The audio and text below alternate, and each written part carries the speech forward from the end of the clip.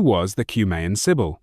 Under the shadow of ancient cliffs, hidden in the cavernous earth near Cumae, whispers had echoed for centuries, whispers said to come from a woman who spoke with the voice of the gods. She was the Cumaean Sibyl, the most legendary of all ancient prophetesses, revered and feared throughout Greece and Rome. Not a priestess, not a seer, but something far more enigmatic, a living bridge between the mortal and the divine. To those who sought truth, she offered riddles.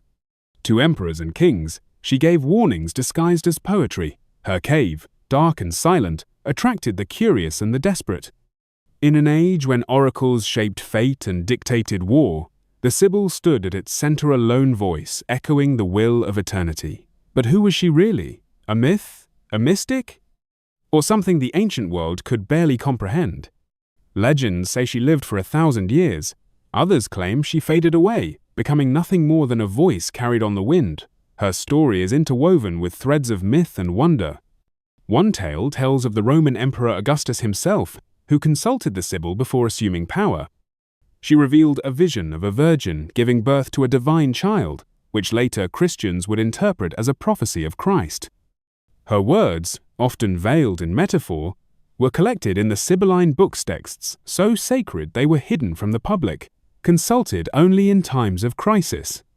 And yet each prophecy seemed to bend time, echoing through the centuries with chilling relevance.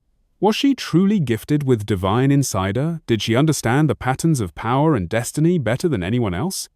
Whatever the answer, her prophecies left behind more questions than truths, and a chilling accuracy that still haunts scholars today.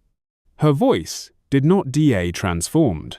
Over the centuries, the Cumaean Sibyl emerged in epic poems, Renaissance frescoes, and Gothic cathedrals. She appears in Virgil's Aeneid, guiding the hero through the underworld. Michelangelo painted her among the prophets on the ceiling of the Sistine Chapel. Why? Because the Sibyl was more than a prophetess, she was a symbol, a woman whose wisdom rivaled that of the gods in a world ruled by men. She stood as a silent rebel against patriarchy, her power undeniable, her knowledge untouchable. Artists depicted her not as fragile, but as fierce. Poets portrayed her not as mad, but as transcendent. Even in modern times, the Sibyl remains an intriguing figure, her legacy intertwined in literature, psychology, and feminist theory.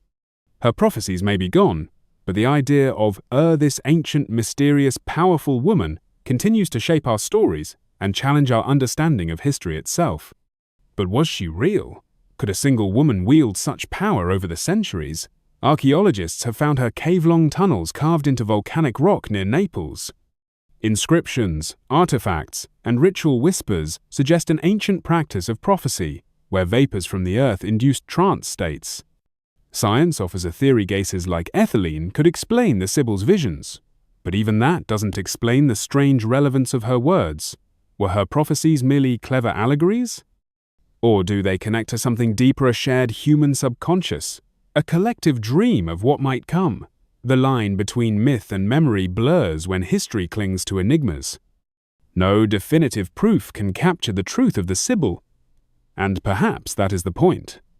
She remains elusive, like all great mysteries not to be solved, but remembered, whispered about, and questioned. A ghost of wisdom carved into the silence of stone.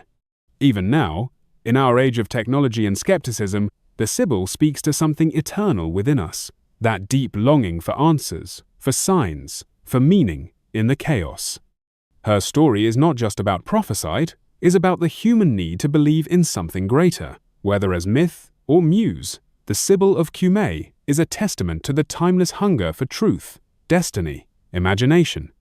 These are the threads that weave her story, and they are the same threads that connect us to every story ever told.